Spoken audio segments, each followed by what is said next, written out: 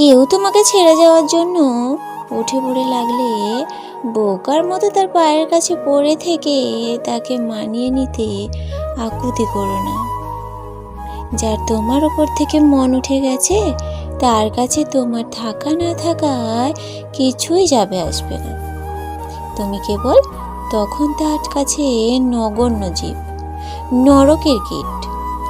তোমার উপস্থিতি তাকে আর উজ্জীবিত করবে না, বরং তুমি না থাকলে সে আরো বেশি মুক্ত এবং খুশি অনুভব করবে।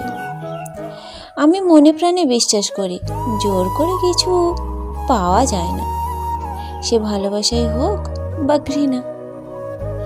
আমি ব্যক্তিগতভাবে যে কোনো বিষয় নিয়ে কারোর ওপর যে কোনো সম্পর্কে জোর খাটানো পছন্দ করি না। তাই তো গেট খুলে দিয়ে তাকে যেতে দিলাম।